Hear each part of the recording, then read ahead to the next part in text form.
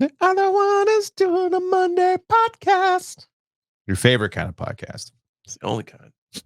They could all be Monday podcasts. But the world ain't that simple, Joe. Can you tie your shoes? All right, you can do a Monday podcast.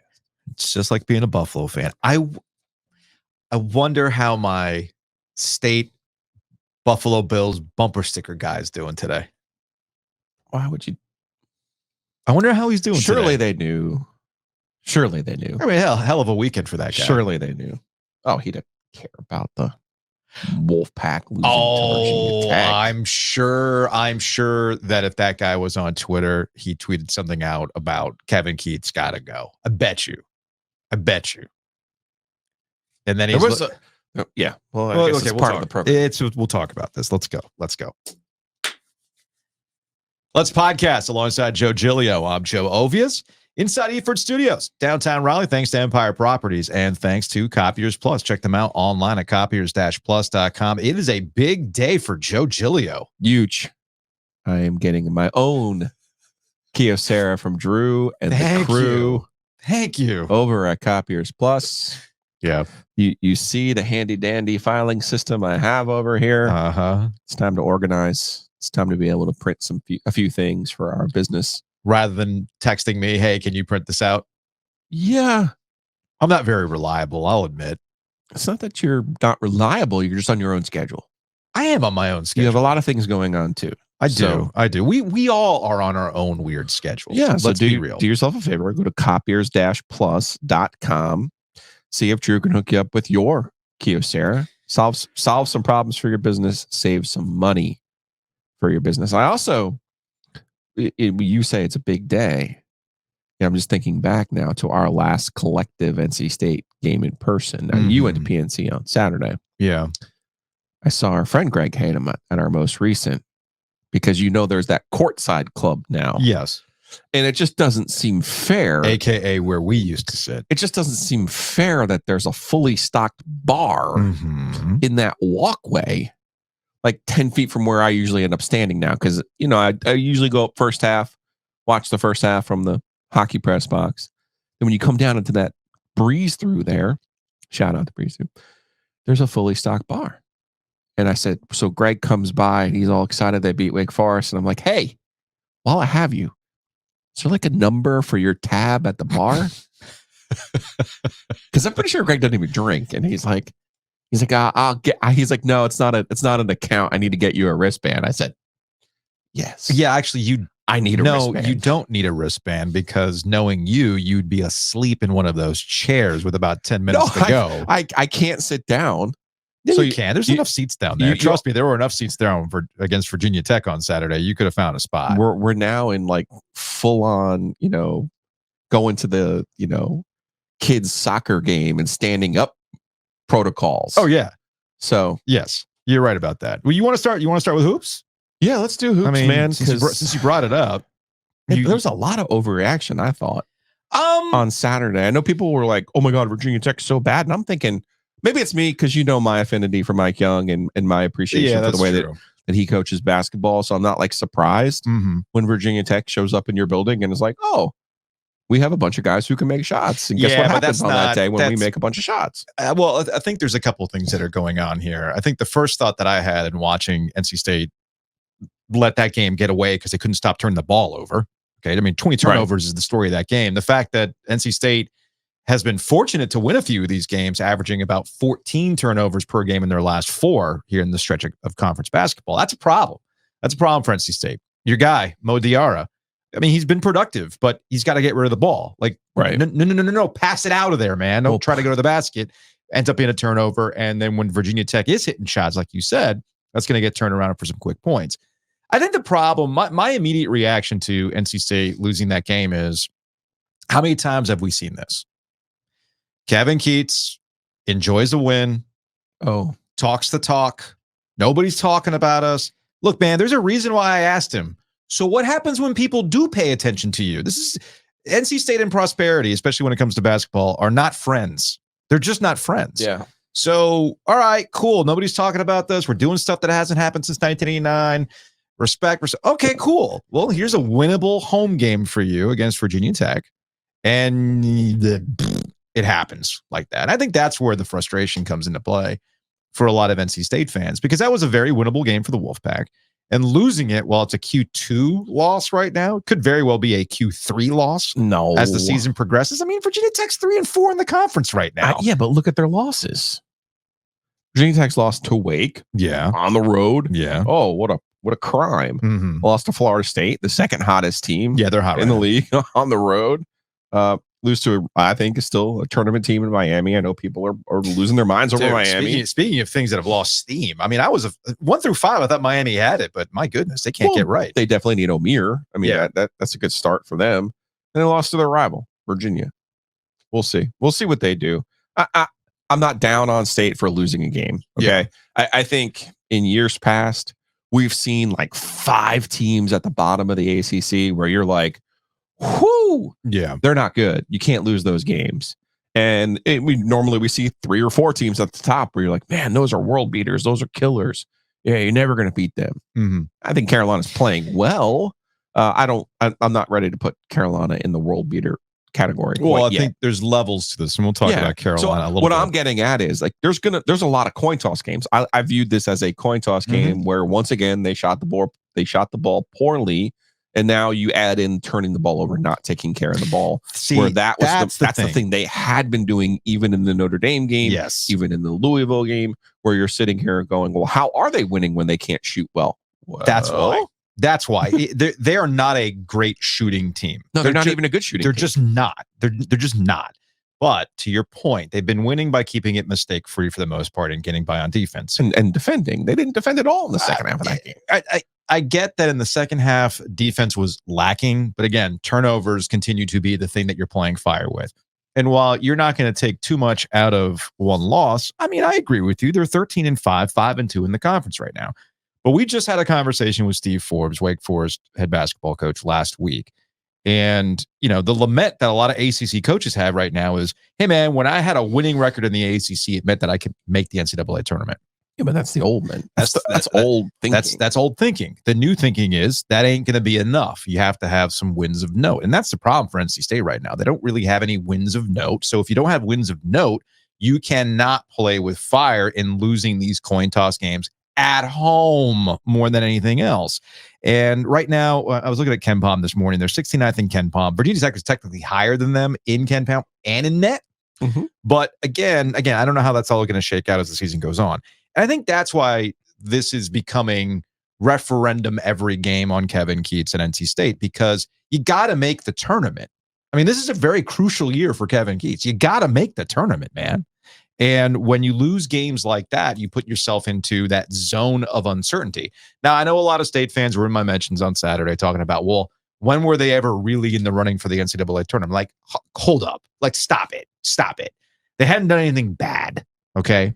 Hadn't done anything bad. Man, we are dusting off the hits early this week. We are. I love it. But this starts putting you in those categories of, now we got to start looking at you. What have you done exactly, Joe? And you have heard other coaches say this. You have heard people say this. You're always of this attitude of, oh, no, losing doesn't matter. Yes, it does. Losses do have to matter after a while. And that's what I'm afraid of for NC State losing to Virginia Tech. It just puts you in that zone. You don't want to be in that zone, man. Let alone the Herb zone. Sure. I think NC State's path to the NCAA tournament remains the same. Okay. The Miami game is going to be important. They beat Wake Forest. I think Wake Forest is an NCAA tournament team. Mm-hmm. I mean, I don't know what people are looking at that they don't think. Yeah, I'm with you. There's 3 bids. Florida State right now is playing like an NCAA tournament team.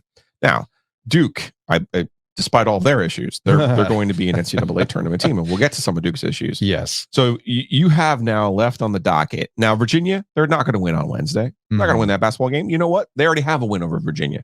So there's no like double points here. There's no weighted GPA here. Do you have a win over Virginia? Yes. Mm-hmm. Cool. So let's not overreact on Wednesday when they lose.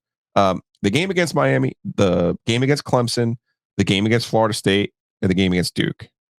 And then you have another shot at Carolina. They're not winning over in Chapel Hill, so just take that one off the list. They're going to have to go 3-1 in those games. Those are the games. You want to overreact to games? overreact to those games. Well, you mentioned the Tar Heels. I'm with you. Are they world beaters? Not necessarily, but when you look at on the level of the ACC, they're clearly head and shoulders above everybody else. And the reason why North Carolina's in this position is playing the hits, as you say, roles.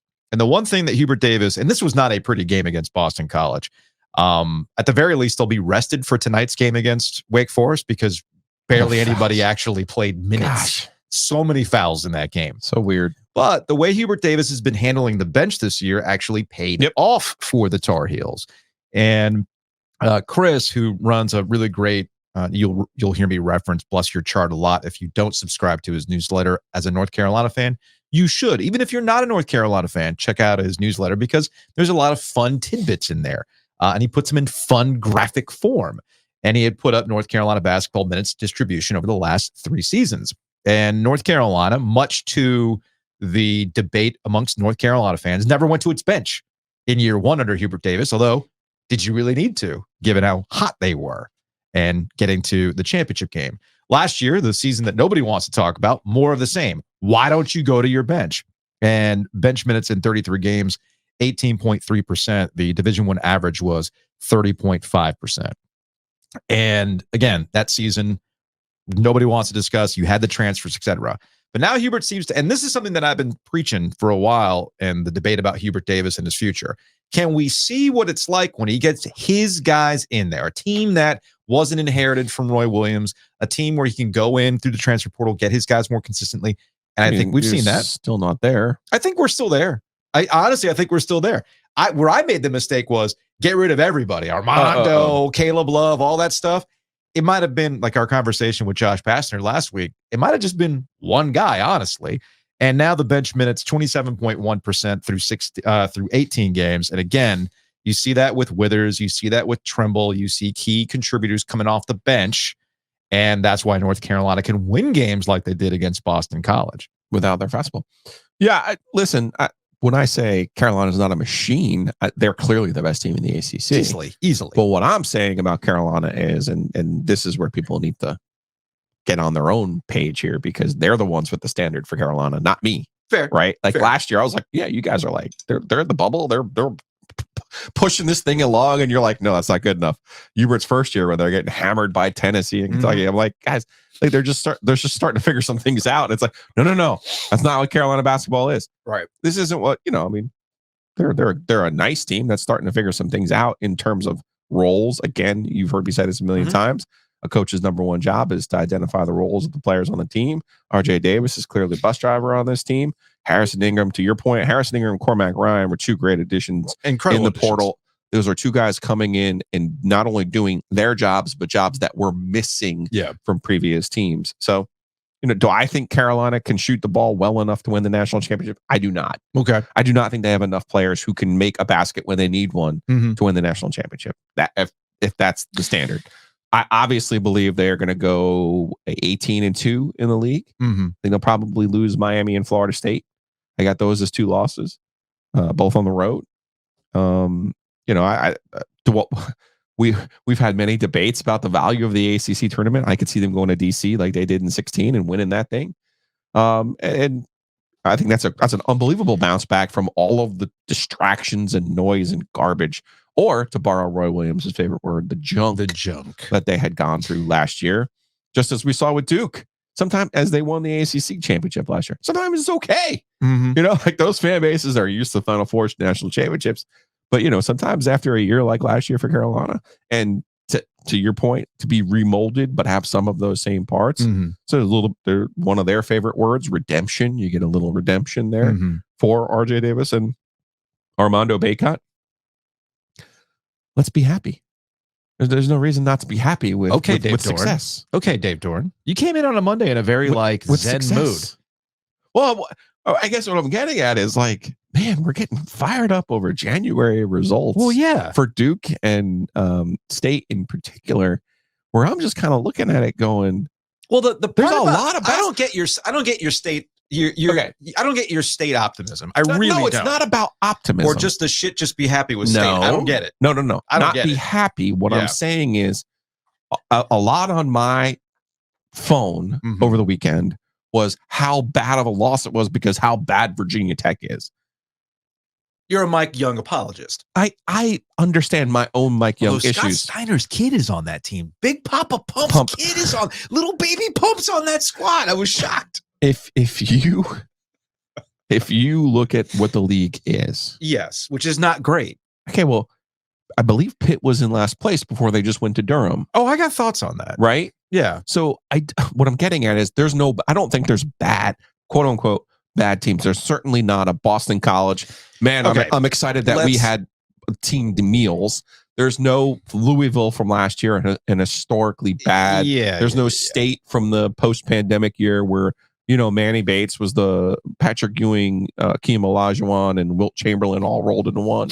And that's the reason why they couldn't win a basketball game because he got hurt in the first 90 seconds. There's no bad teams in the league. Yeah. And you look at Virginia Tech's resume, Iowa State, the darling of all of these metric people, the reason Virginia Tech's number is better than State's because they have a win over Iowa State. Okay. So I don't think these losses. No, the problem is you're trying to have a conversation about something else when the real conversation is about NC State making the tournament. And that's what everybody's focused on. Okay. That's what people are focused on. So, but I don't think losing to Virginia Tech on Saturday eliminates NC State. Nobody said it from the NCAA tournament. Nobody said it eliminates them from the NCAA tournament. It doesn't help. That's the thing. And you and I will both agree on this when it comes to NC State. I might have just got a little buzz right there from. And what is that? That's our favorite conversation to have. I get that, but you've got that shit matter. Grin. No. You got that shit-eating grin on your face because you and I both know, and you've seen it, when you have no wins of note. Oh, yeah. NC State has no wins of note. We can agree there, right? What's their best win? What's their best win? Oh, they beat Wake Forest. They beat Virginia. Those are their two best wins. Virginia's a shell of itself. Okay. Wake Forest remains to be seen. And you're right. It is at home, and that is a good win for NC State. Is that enough to get you in the NCAA tournament? No. Okay. No. And that's why people are reacting the way that they're reacting. But I'm saying the opportunities are in front of them and are still in front of them. Do you blame anybody in your text messages for having no belief that they can get those opportunities done? What I blame is thinking that, oh my God, they lost to Virginia Tech, who was 2-4 in the league. Like, you got to slow down. Like, it's not what it is. Okay. Meanwhile, that's not what the league is. Wake Forest keeps adding people.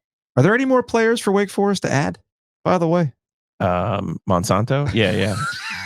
Like, is there any more any other guys? It'll be an interesting night. This is why I had the conversation with Steve Forbes that we did, where I was like, he knows he has a good team. He's got a group. He knows what he has. Now it's incumbent upon him, after hammering Louisville at home, as they should have. Now you got to go over there tonight, and they have to play with the urgency. Yes, they have the win over Florida that they have, but I would actually famous last words. I would actually rather have Wake Forest roster than Carolina's roster.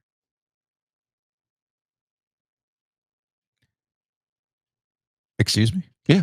I think Efton Reed is better than Armando Bacot. RJ Davis, while should be the ACC Player of the Year, I mean, is he going to significantly outplay either Boopy Miller or Hunter Salas tonight? I don't think so. I guess we'll find out tonight. Interesting matchup tonight. That's where referendums will be made. I'm going to clip that, save it, then I'll put it out there for all the UNC fans. Hubert Davis said the same thing 2 years ago. That was 2 years ago. And with the additions, that was 2 years ago. Cormac Ryan and Harrison Ingram are good players, but they're not like we're also completely all-stars. We're also completely dismissing the fact that Elliot Cadeau is slowly figuring it out. Yeah. So I guess we'll find out tonight. Housekeeping. Throwing me off on some of your basketball takes today, he just needs the nickname Boopy, and then we would like. Oh, then it's all over at Elliot that point. Cadeau. He's just very like postmodern, like hanging out in a New York City coffee shop. Yeah. Elliot Cadeau. Elliot Cadeau sounds like a restaurateur. Like, oh, have you gone to Cadeau's new place? Oh man, it's amazing. It's like this awesome, like Mexican Asian fusion. So good. Only talks in iambic pentameter. I don't know. Boopy, on the other hand, you're like, okay, yeah, that's a point guard. Yeah, okay. Yeah, he's got buckets. Go to breakingtea.com/ Boopy's got buckets. Send it to him. All right, let me send it off to Jamie. Go to breakingtea.com/OG. You can find our shirts there. We help design the shirts. We get a cut of the sales. We also, if you go into our YouTube description or our podcast description, you'll see the link to Breaking Tea. That's a referral link. So it'll take you to our storefront. But if you poke around Breaking Tea, like you want to buy a new Kane shirt, you want to buy a UNC shirt, they have new Seth Jarvis shirts they that do. I saw, and they have Sebastian Aho shirts. I want one that says the real Sebastian Aho. That's right, not the fake one in on the island.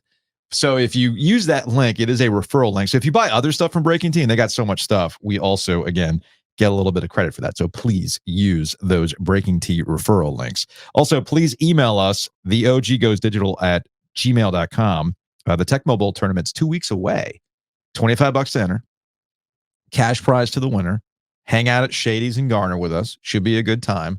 I'm going to put some more social media blast out there come this week. See us. Even if you don't want to play, just come see us. Come have a beer or some brown liquor. You know what I've heard from some people? Like, I would participate in that tournament, but I haven't played Tecmo Bowl in years. So what? Oh, yeah. Don't worry about it. You think everybody... There's only one ringer at this thing, and it's you. I'm not even playing. And you're not even playing, so it's all good. It's all good. I did not invite Aaron Fitt, so my nemesis. That's good. Hayes Permar's also very good at Tecmo. He is, although he wants to do like some sort of NBA Jam tournament. I am sure of that. So again, theoggoesdigital@gmail.com. Let us know if you want to participate in that Tecmo Bowl tournament. We got some slots, $25 to enter, and cash to the winner. Now, we get to do this at Shady's thanks to our friends at Whitaker and Hamer. Check them out online at wh.lawyer. Again, that's wh.lawyer. I guess there was some sort of accident on the way into work today. So just to tie all of our advertising together in one big bow here, there's so much new construction on 401 and Old Stage. I am so concerned that I'm never going to be able to leave my neighborhood again once all of the construction is done. Yeah. But so even now, before all of these new people move in, and if you want to move to 401 or Old Stage, go check out our friends at Hometown Realty. That if there's one accident, especially all during school traffic, forget it. You're just traffic sitting there on Old Stage for traffic violations, etc. I don't know, ridiculous tickets in downtown Raleigh. wh.lawyer. Again, that's wh.lawyer. You mentioned that new construction. New construction is key. Incentives from these home builders, and that's where Hometown Realty can help you out. Yeah. Plus, with the mortgage rates going down, let's keep rooting for those. As we've learned in our small business lives, those are all good things that drive the world and the economy. As those are going down, there's going to be a frenzy. You want to be ahead of the curve, ahead of the frenzy. Do yourself a favor. Reach out to Hometown Realty. It's myhtr.com and myhtr.com. They have 6 locations, more than 250 agents. And yes, they have the right connections to get you into the new construction in our area. So go to myhtr.com. You have a home. You have a car. You need insurance. You want to save money. That's where Matt Davis, State Farm, insuregarner.com. Call them directly at 919-779-8277. Start saving money right now. Matt is a Duke fan, so we're going to have to help him through some of these losses and potentially where the bright road comes from. So the best thing I can think of is to give them a call. Yeah. Save yourself some money, just like our listener Troy did. More than 40%. Like, that's a lot. Can't promise you that, of course, but I can promise you, if you have a conversation with Matt Davis over at State Farm, you're going to put yourself in a path to save yourself some money.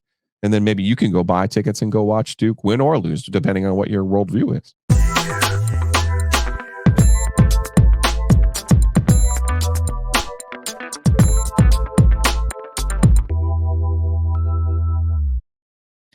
So in your yellow pads, do you have anything about Tyreek Hill could have been used by the Buffalo Bills?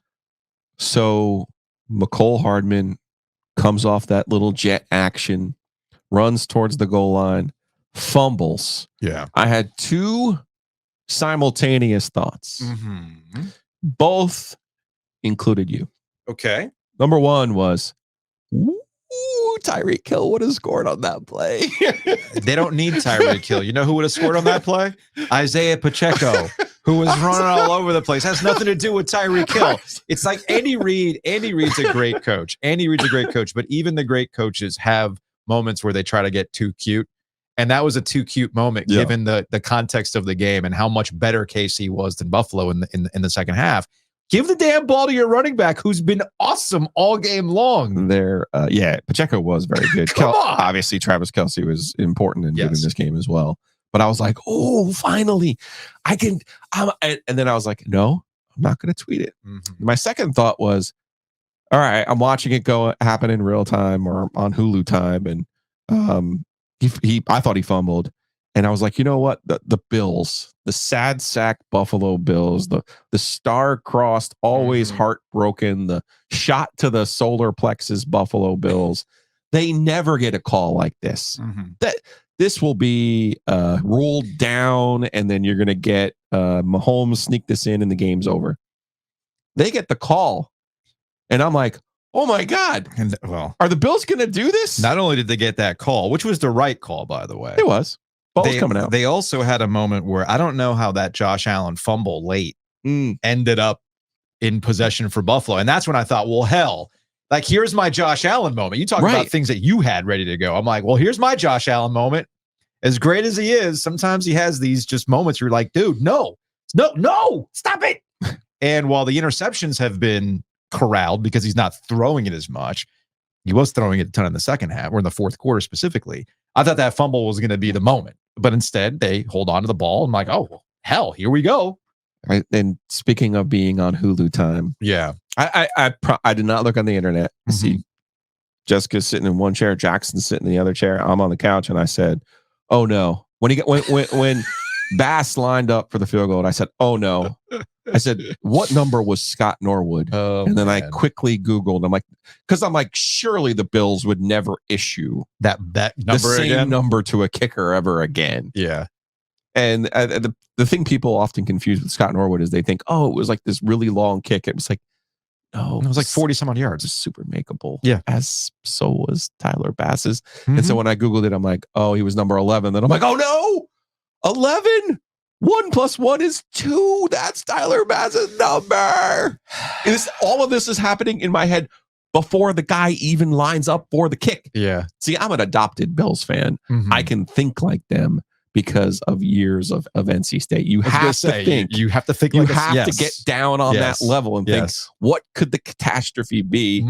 My personal thought was, oh, they're going to win this game, vanquish the Chiefs, only to have maximum pain next week against the Baltimore Ravens. But no, they were more clever than I was. I wasn't thinking on that next level. And sure enough, hey man, misses the kick. Credit to Jim Nantz, who, wide right those two dreaded words in Buffalo. I'm like, damn, Jim's good. Like, Jim has a moment every so often. You're like, yeah, there's a reason why you're Jim Nantz. And I'm just a slub doing a podcast. This is not to blame Bass. Obviously, that's a makeable 44-yard field goal. It's not on him. The 2nd and 9 play, and credit to Tony Romo in real time pointed this out as well. Shakir was open in the end zone. Josh Allen just straight up missed him. Yeah, Romo said straight up missed him. It's interesting. Romo said, oh, Josh Allen got hit. No, he didn't get hit. He just straight missed him in that. And what bothered me, so here's the final drive for the Buffalo Bills, and it actually kind of encapsulates why people have very strong opinions about Josh Allen and the Buffalo Bills. So he has an incredible throw to Stephon Diggs, and he dropped it. The deep shot. Deep shot. And even Jim Nantz was like, what a throw. I mean, it's a bomb. It looked like, speaking of Tecmo Bowl, it looked like when you run all the way back to your goal into your end zone and then chuck it down the field. That's what Josh Allen looks like. It's incredible. But he dropped the pass. Now, of course, he drops the pass, and I'm thinking to myself, I'm not going to feel sorry for Josh Allen because Patrick Mahomes has had an entire season of this. The fact that semi-pack pro Marquez Valdez-Scantling had not one, but 2 crucial long catches was like, oh man, everything's coming up Chiefs. Here we go. Until that Hardman fumble, right? So, and then you had a near pick 6. You had the fumble that somehow Buffalo recovered. Oh, and then on 4th and 3, they Andy Reid. Yes, they did. They went for the motion and back to the motion man, and they got lost in the sauce. Short to Shakir down the middle, and then rather than trying to get a first down, he gets flushed out of the pocket, and I think Diggs was open in that play, and he tries to throw it to the corner again to Shakir like he did the touchdown. It was a beautiful throw for the touchdown in the corner. Not in this particular case, and obviously the wide right. I thought he should have run on third down. And even if you don't pick it up, you then put yourself in a position. Yes. You call timeout, you talk about it, and it's a little bit even closer than a 44-yarder. That's my thing. It's like Buffalo, when people were starting to get back on the Buffalo Bills bandwagon, and they were like, oh, here we go. It's like, well, hey, who did they beat and how did they beat them? And they beat bad teams with their third or fourth string quarterbacks, but they also were winning with defense and ball control. And for whatever reason in the fourth quarter, the Buffalo Bills got away from that, and Josh Allen decided to go hero ball mode again and chucking these deep balls when all you needed was you had time. And let's also say that you do score with a minute and change left. We've seen this before. The Chiefs have done it with less time. Now, were they a little bit more talented back then? Yes, but this actually gets to my larger problem with the whole Buffalo Bills, Kansas City Chiefs discourse, right? Why do we do this thing where we discount Patrick Mahomes? It's like we're waiting for like this gotcha moment. You do this as though somehow, well, without Tyreek Hill, they won the damn Super Bowl without Tyreek Hill. And now they're 8-0 in these games, and they're back to another NFC championship game or AFC championship game. Do I expect them to beat the Baltimore Ravens? I don't know, man, because Lamar Jackson's on a heater right now. But it's this really strange dynamic that people are trying to prove this moment, like Patrick Mahomes really ain't all that. Really? The guy did everything you could ask him to do in this game. He had a really good game. And you know what Patrick Mahomes does that Josh Allen never seems to do? He never makes mistakes. He gets what's there for him. Yeah. It's the layups. Yep. It's all right, I'm going to get the first down. I'm not going to try to win the game right here and there. I'm going to make the smart play. So that's the part that kind of drives me wild when we talk about these matchups. And I get there's an element. It's because of this, man. I mean, look at this guy. Did you see the moment where the Buffalo Bills fan is like crying and he's pulling his knit cap over his eyes? Like, people so badly want Buffalo to experience joy. And so it kind of warps how we talk about the Bills. And I know I've taken a lot of grief from listeners about what's your beef with the Bills? Why are you always knocking on the Bills? Well, there's two reasons why. One, it's my programming. Growing up as a Dolphin fan. That guy's too young to remember. But that's the life he's living. I know. That life chose him. Okay? But this is the other reason why I kind of roll my eyes with Buffalo Bills talk, is that we never do this with any other team. Any other team. We sit here and we watch this and we feel bad. You know who's been suffering too for the last 30 years? No, different. Cowboys fans have been suffering for the last 30 years. Yeah. But when that happens to the Cowboys, it's like a national holiday to rip the Cowboys. Happens to Buffalo and suddenly it's like, oh. Your answer is very easy. Okay. And that is, and you were alive for them. When you see a team go to the Super Bowl 4 years in a row and not win and become a punchline. Yeah. And then, on the heels of that, you have the Sabres losing in the Stanley Cup. Real quick, though. With a disgusting call that should have, a no call that should have saved them. I don't think the Bills should be a punchline for getting to 4 Super Bowls. No, I know. That's incredible. We're coming around to that. That's because incredible. The more teams who lose in the Super Bowl and the next year absolutely melt down, you're like. It's the LeBron. Yeah. He went to how many straight finals? I forgot what it was. So that's what it is. There's this empathy. It's also the smallest market. It's also the coldest seemingly place on earth. They literally have nothing else. They have no other titles. They invented wings. They have that. You'll always But honestly. I mean, but speaking of feeling good for you, feeling good about things, I think everybody agrees that we feel good for Detroit, right? Oh, Dan Campbell. I mean, how do you? It's a friend of mine. The Swede is a Lions fan. Yeah. Okay. And so we were sitting there yesterday at lunch, and we were looking up the cost of tickets to go to the Super Bowl. Oh, geez. It's like, because I was thinking, oh, you can get in. $800, $900. No. $6,000, I think, was the cheapest ticket. And then I was thinking to myself, oh my God, you realize if it's a Detroit Buffalo Super Bowl, the get-in price would be like $20,000 easily, because every single person would like, I'm never going to get this chance again. This is it.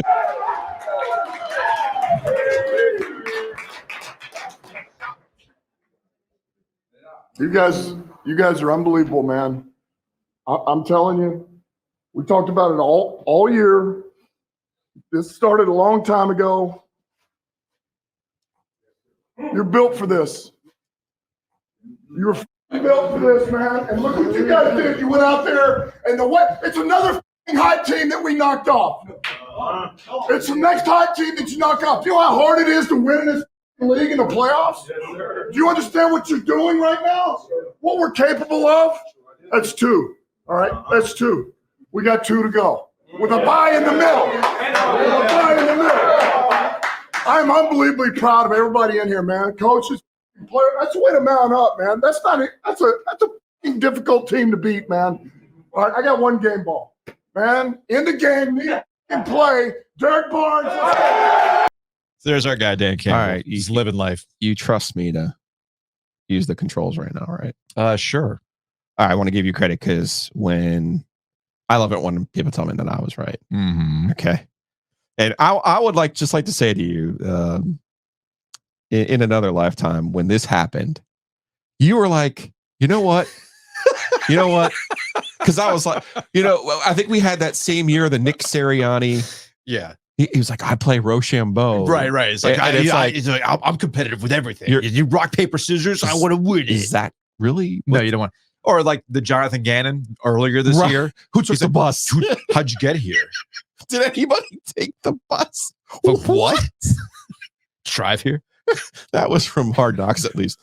So let's go back to Dan Campbell's introductory press conference, where he had quite an analogy for the type of personality that his team is going to adopt. Hey, we're going to win this many games. None of that matters, and you guys don't want to hear it anyway. You've had enough of that shit. So excuse my language.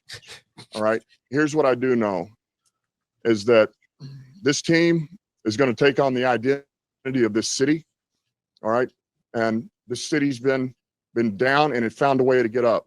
All right. It's found a way to overcome adversity. All right. And so this team's going to be built on, we're going to kick you in the teeth. All right. And when you punch us back, we're going to smile at you. And when you knock us down, we're going to get up. And on the way up, we're going to bite a kneecap off. All right. And we're going to stand up. And then it's going to take 2 more shots to knock us down. All right. And on the way up, we're going to take your other kneecap and we're going to get up. And then it's going to take 3 shots to get us down. And when we do, we're going to take another hunk out of you. Before long, we're going to be the last one standing. So legend. I just want to give you credit because in real time when that press conference happened, you were like, "This guy, this is my new favorite coach. This is the dude. We're biting kneecaps. Hell yeah, man! What does that even get you? Hell yeah! I don't know. I don't know. And I love that. I now seeing it, and now that we know some of the results, right? Yes, you're like, we're gonna adopt the personality of the city, that's where you're seeing like a Charles Woodson, and you're seeing other Eminem, obviously, and some other people who are like, all right, I'm down for this. I'm down with this. When there's a reason why they changed their slogans to things like all grit and all that stuff. There are certain, this is why Nick Sirianni, I'm shocked he's still the head coach in Philadelphia, right? Like you have to understand your market. You have to understand what these teams mean to these cities. That's the big reason why the Carolina Panthers have a hard time with traction because what's it to the Panthers fans at this point? But with Detroit, man, come on. They want this. So credit to Dan Campbell, who's like instilled this identity with the team and it's paid off. Although you mentioned a couple of those names like Eminem and whatnot. I do wonder when we get to the point of who is a distraction and who is not a distraction. When it comes to the kind of these things, I just want to ask a question. Has Tony Dungy chimed in I'm watching Jason Kelce shirtless in the box in Buffalo drinking beers. Okay. And by the way, you can see his wife Kylie in the background going, "Oh, he's doing it again." It's like, "Oh, is he shirtless drinking again?" All right, that's my guy. That's my big baby. Anyway, so I'm watching this and I'm thinking to myself, everybody ate it up, just could not get enough. It was in my timeline nonstop. I just have a simple question: is Jason Kelce taking away from his brother? Is Jason Kelce there to promote his podcast, New Heights? And his new retirement endeavors? I mean, that's kind of how many times do we need to see shots of people in the suite, Joe?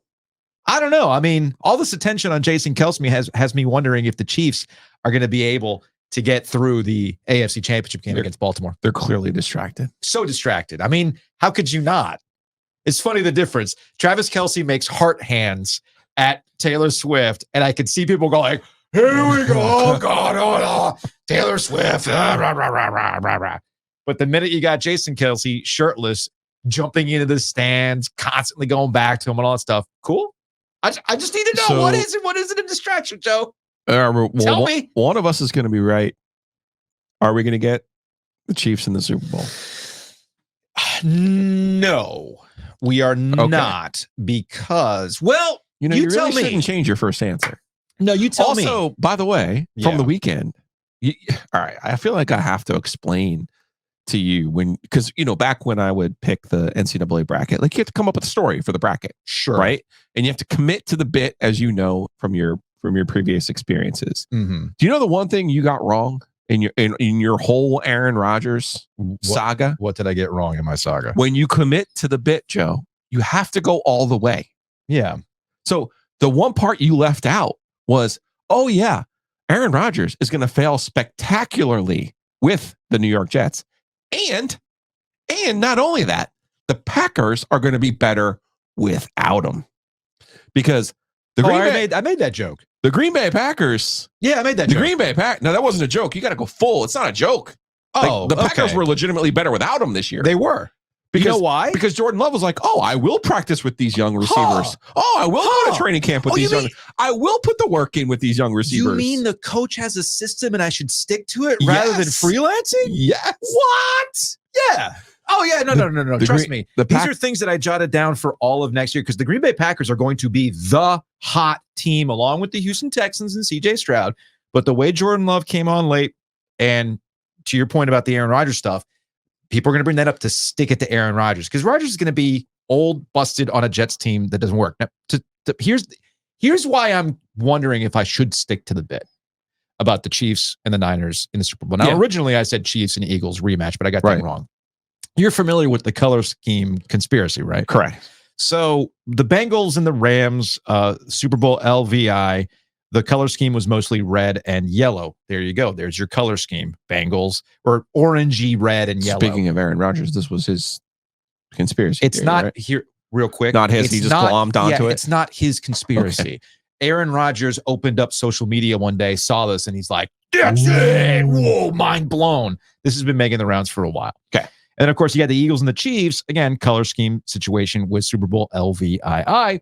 And you saw the red in there for the Chiefs. You see the green in there for the Eagles. So this upcoming Super Bowl in Vegas has a color scheme that is mostly red and purple. So here's the question. Oh, who's buying it? And also is the Because purple. the red could be the Chiefs. The red could be the Chiefs, but then what about the purple? It's kind of like the Lions bleed. But as you see the gradient, you could make the argument that there's a little bit of blue in there. Right. So what color is it going to be, Joe? Also, the trophy is silver. Yeah. Lions are silver. What? Why? What could it be? No, I do. It's one of the biggest crimes of this century, by the way. Which is what? The elimination of the Super Bowl logo. Yeah, I agree with you. The personalized custom city logos. I have the posters on my wall. I've had a poster on my wall since Super Bowl 20. It's an upsetting thing to me that we no longer get. Like, what do you? And I hope there's an alternate universe out there where someone has been designing the logos. Like, what would the Vegas logo be? Is it a slot machine? Is it a giant sports book? I think it would be a giant chip or just a variation on the Welcome to Las Vegas sign. That's typically what people do. Yeah, it'll be a variation on that. You know what is upsetting to me? Not saving money. No, the Brock Purdy discourse continues. Oh God. So full. I'm sorry, I have to do it. I'm tired, man. I'm sorry, I have to do it, but I'm going to do it. Okay. And I'm sorry, it has to be framed this way. Yeah. I have multiple tickets that help me if the San Francisco 49ers make the Super Bowl. I have one ticket in particular that helps me if the 49ers win the Super Bowl. Okay. I gave up on the 49ers winning the Super Bowl after watching the Ravens game, okay? Sure. But I was not prepared on Saturday night to watch them be down to the Green Bay Packers, okay? I'm watching this game. I'm watching Brock Purdy. Kyle Shanahan, depending on your taste of flavor here, is either the best play caller in the NFL or the second best play caller in the NFL. Yeah. Okay. Certainly. Well, we saw the recipe there. Deebo Samuel goes out with a shoulder injury. The offense does what we saw in the middle of the year. But he's where they're missing in the top key pieces. 3, yeah, right? But you need those guys to keep it going. Right. The offense got gummed up. Shocker. I'm watching this game and I'm going, again, these are reasons I get upset. Yes, I have a financial stake in this. But what I get upset at is when people are like, you don't know anything about football. Here's what I know about football.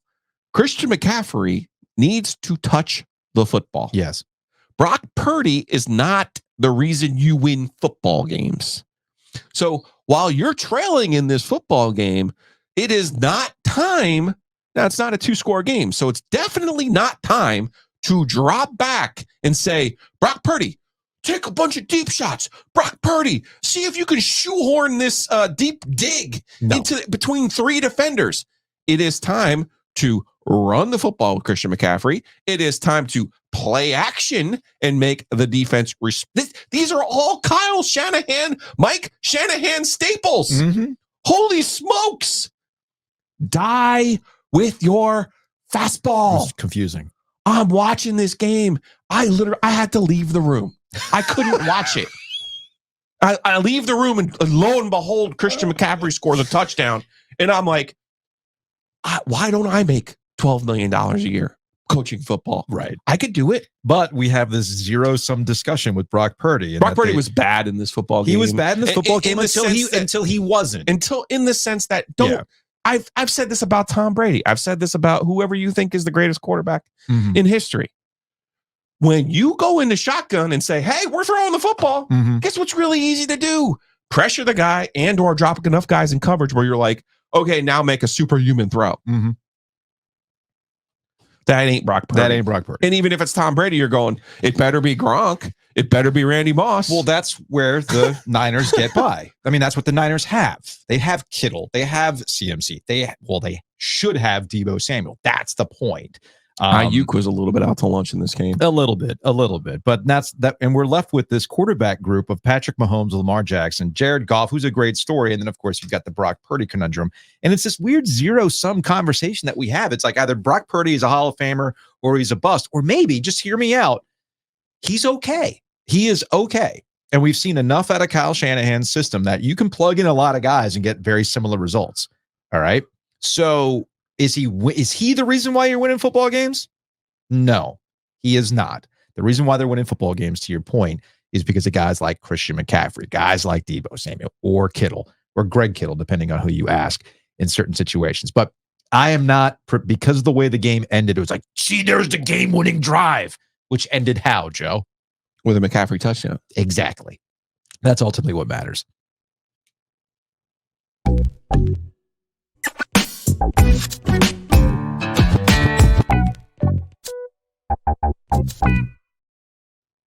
Love the remix. You do love the remix. I love stuff from Homefield. Go check them out. Homefieldapparel.com. Use the promo code OG23.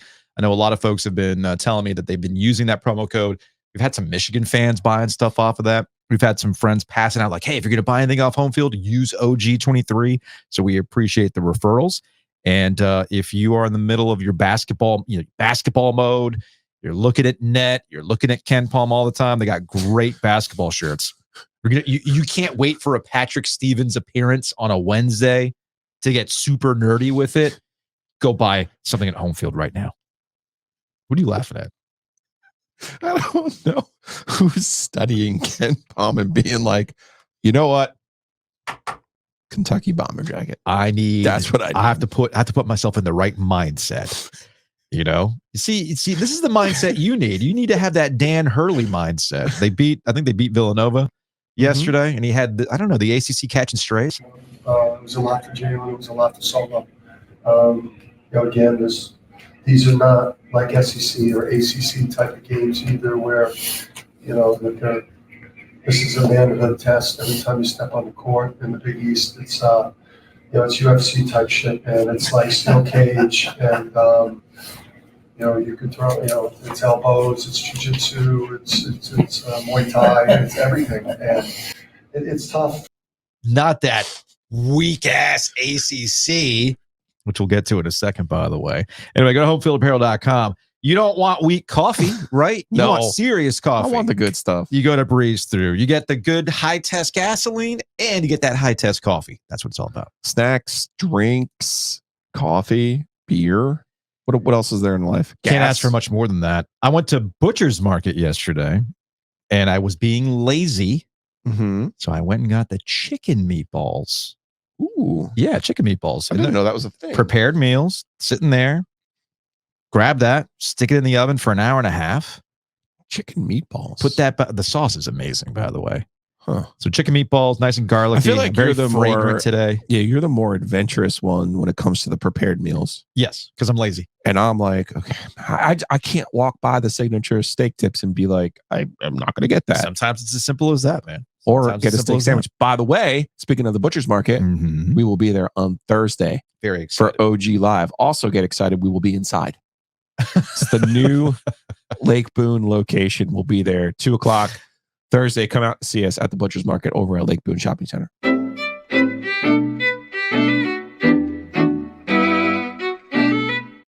Speaking of things being a man's game, got to man up. I'm starting to worry about Duke. Mm. I did not like what I saw at Cameron Indoor on Saturday night. I mean, I enjoyed the Blake Hinson show in the second half. I need to get whatever it is he had at halftime and give it to you for some sleepier mornings. It's easy to podcast on a Monday, right? Everybody can do it on Monday. I need to give that to you on a Wednesday. Okay. Get you all super, super fired up. So, context here for Duke. They did not have Mark Mitchell for another game. Jeremy Roach also not available in this game. But I don't think that's the ultimate reason why they lost. They lost because Pitt came out, dotted him in the eye, and Duke's response was, okay. And after the game, John Shire, very calm, very cool. Remember the breathing techniques, all that kind of stuff. This is probably the most heated I have seen John Shire after. I want to apologize to our fans too, by the way. What happened at the end, and that can't happen. And that's on us, and that's unacceptable. So for us, we have to watch the game, learn from it, move on quickly. We go on the road in a day and a half, and learn from it. Because that's not okay with me. What happened tonight? Tonight they out-rebounded us. And the game up there, we out-rebounded them. And a lot of it, I think, rebounding a lot of the time comes down to will and mindset, and we didn't have that. And but we're gonna have it, and we've shown it throughout. But we need to have it consistently. That has to become who we are, regardless who's in the lineup or who's not. And again, I just want to apologize to our fans one more time. That was not okay then. That's on us. We're gonna fix it. We're gonna get better, and our crowd's been terrific. They have. Keep going that way. Keep supporting these guys, and we'll get back to it tomorrow. All right. So that was John Shire after the game. What he was referring to is what was not acceptable was the fact that Blake Hinson jumped up on the media table and was engaging with the Cameron Crazies, and the Cameron Crazies were. I didn't see any double birds. A lot of single birds. I have not seen an email from the ACC if there's a reprimand for the Cameron Crazies for all the birds that were thrown. We'll get back to that in a little bit. I did want to address what John Shire was talking about. And he did make reference to the fact that it doesn't matter who we're missing.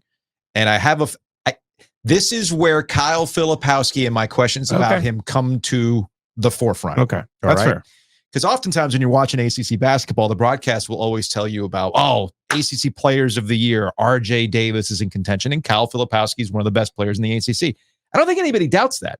If I told you that Kyle Filipowski had 19 points in that game, would you believe me? That's a quiet 19 points. And that's been my biggest issue with Duke so far.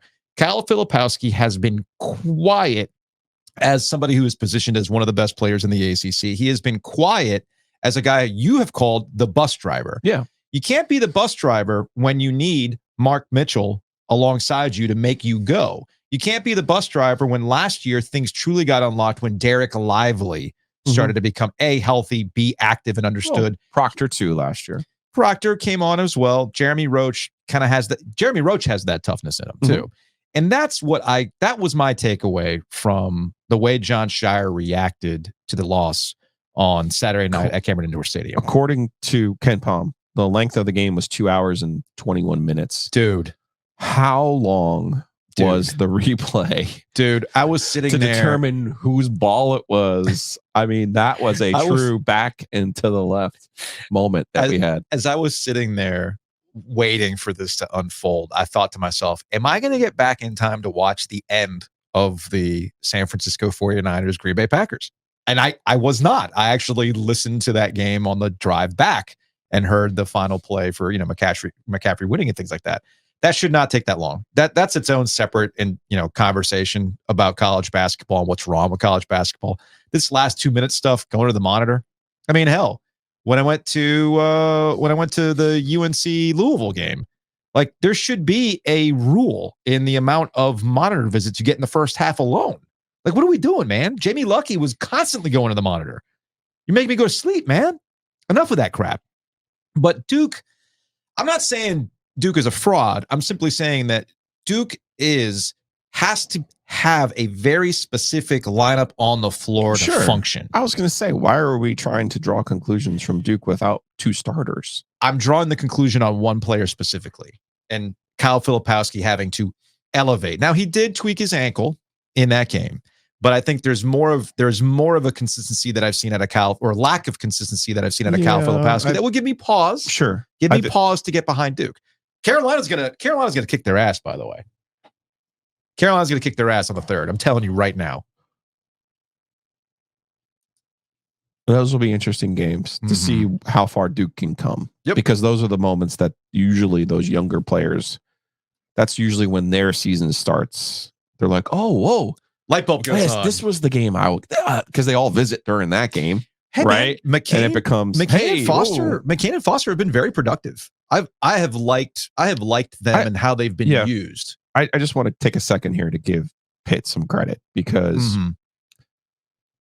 they were an old team last year, and I think you and I both enjoyed seeing Jeff Capel have the success that they had last year, and he kind of stave off some of the keep his job. Yeah, and I think it's a difficult situation where that program was when he got there, but they got their ass kicked by Duke on the 9th. They did.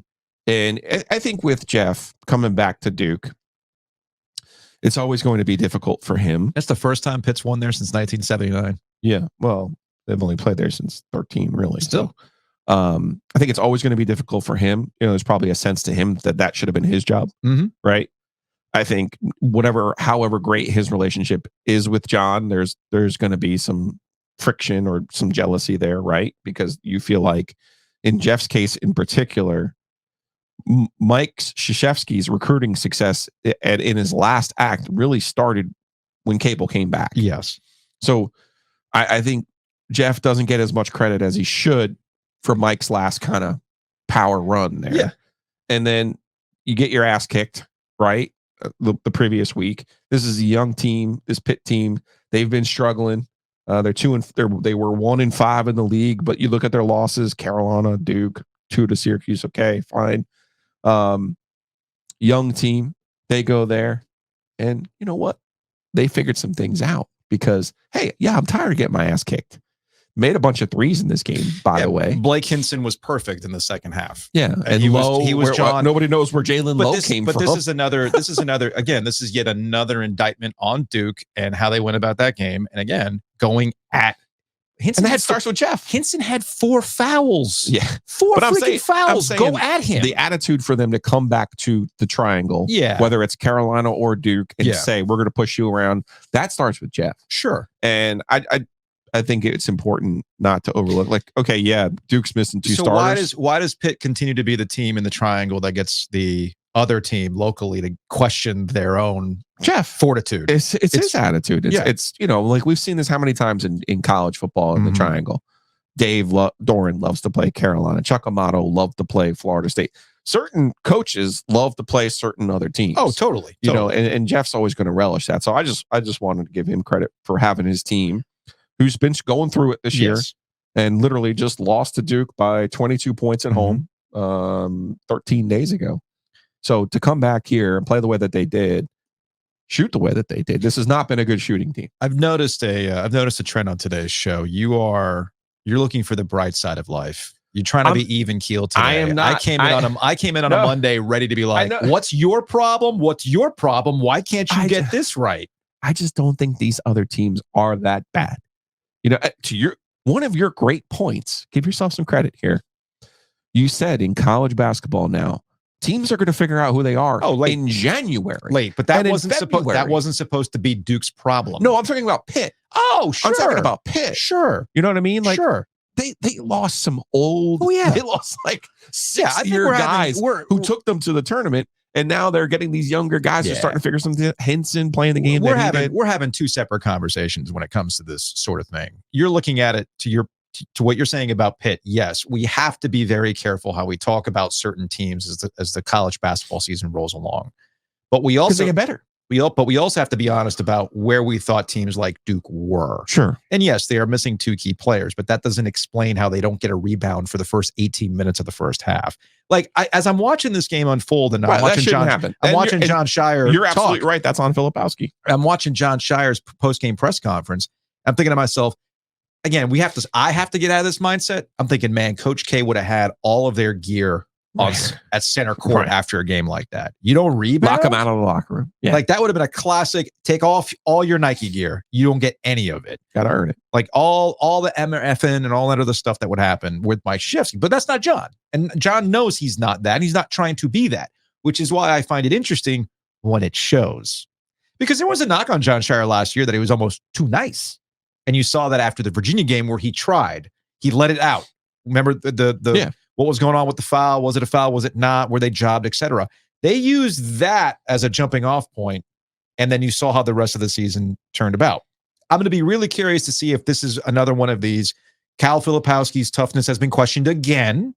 Will he find a way to shut people up, including me? Because I didn't like what I saw on Saturday night at Cameron Indoor Stadium. I did not like that at all. And my first reaction is, and I'll stick with it, is, man, Carolina, they're going to welcome Carolina, or they're going to welcome Duke at the Smith Center on February 3rd. And I think they're going to be locked in. That's one of those, okay, you got us last year. It was the season we don't want to talk about.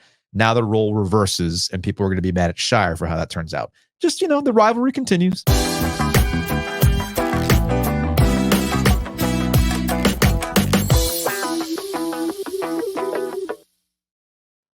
Every time we talk about college basketball, it's brought to you by Wings Over. Check them out. Wings Over Raleigh, Wings Over Chapel Hill, Wings Over Greenville.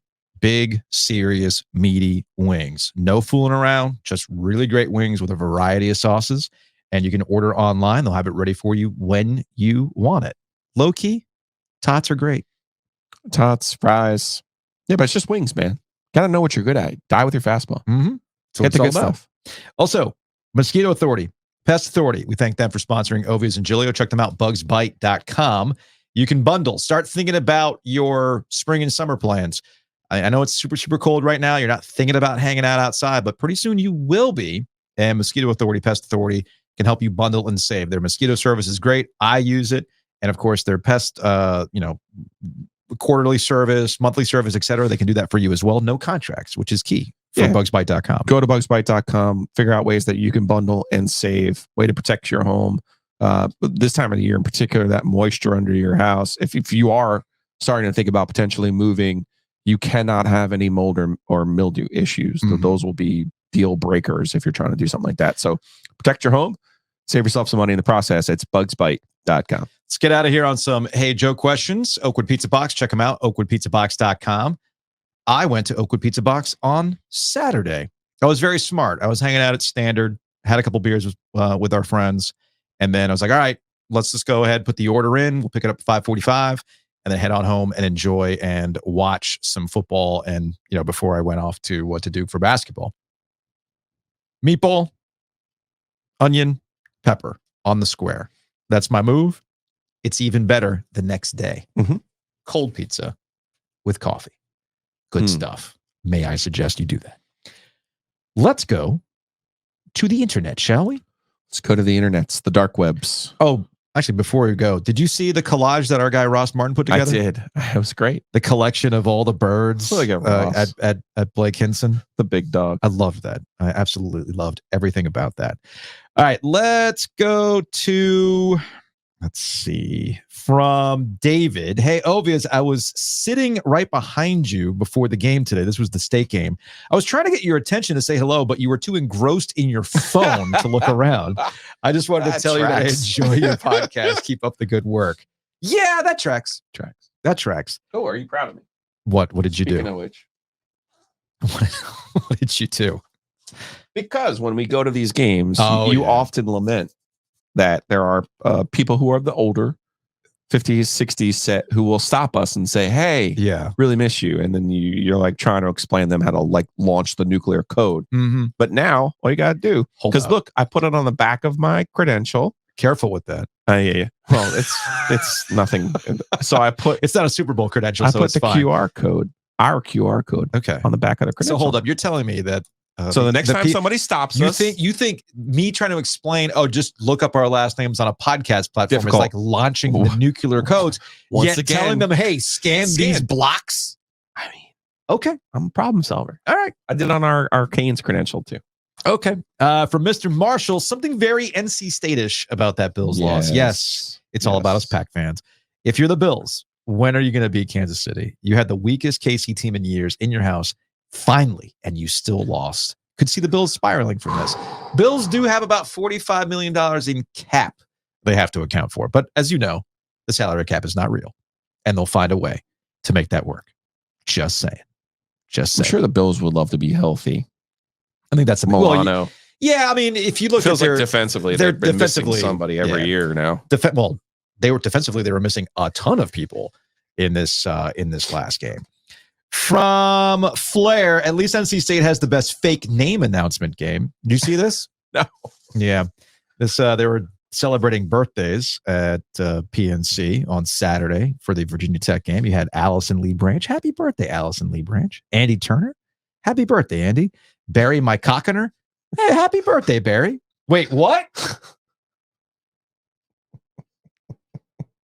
As some NC State fans pointed out, that person clearly lived on the Wolf Web 20 years ago, which... Does the school close? Yes. When the Wolf Web got a hold of the entries for News 14 and started putting up all sorts of ridiculousness out there. The Freebird, it's Geek Day at NC State, a.k.a. Star Wars Day. Is this stuff really necessary? Brett, are your tweets necessary? Look, I'm just impressed, Brett. Brett was on the Wi-Fi to make that tweet work. We had such a great moment. No, Brett and I were giving each other shit at the game for that kind of stuff. Look, man, I just appreciated the Darth Vader that had a dad bod. They brought a Darth Vader out on Saturday, and I was like, "Is that me in a Darth Vader costume?" He was not very tall. He was a little thick Vader, right? And lastly, from Brooks, I've always wondered how radio shows figured out ratings, listener numbers. Obviously, podcasts have downloads, clicks, likes, etc. I've always wondered how radio stations figured out stats for radio shows. Quick answer is that radio show ratings are very, very similar to TV show ratings in that there's a company, Nielsen, that hands out essentially what amounts to a beeper. They look like a beeper. And there's an inaudible tone that every radio station has that the beeper picks up on. And based on your listening in the car, at home, at an arena, etc., that's how they then use their super special, math, their algorithm, their equations to tell you what a rating is. And of course, the rating that matters is the share, i.e., the amount of radios, the share of radios that are listening to you at any given time. Although I would say that when it comes to all these things, when it comes to ratings matter until they don't. And that is a life lesson, kids. That's going to wrap it up for today's show. We will see you tomorrow as we have more ACC, FSU, and potentially North Carolina, NC State drama. We've got Jordan Cornett's joining us tomorrow on our Cornette's program. going to hang out with us. Going to talk some hoops with Cornette, now with the CW. And then, we're going to talk to Andrew Carter tomorrow as well from the News and Observer, because there are some moving pieces when it comes to the ACC and what it all means. Can't wait. We'll see you then.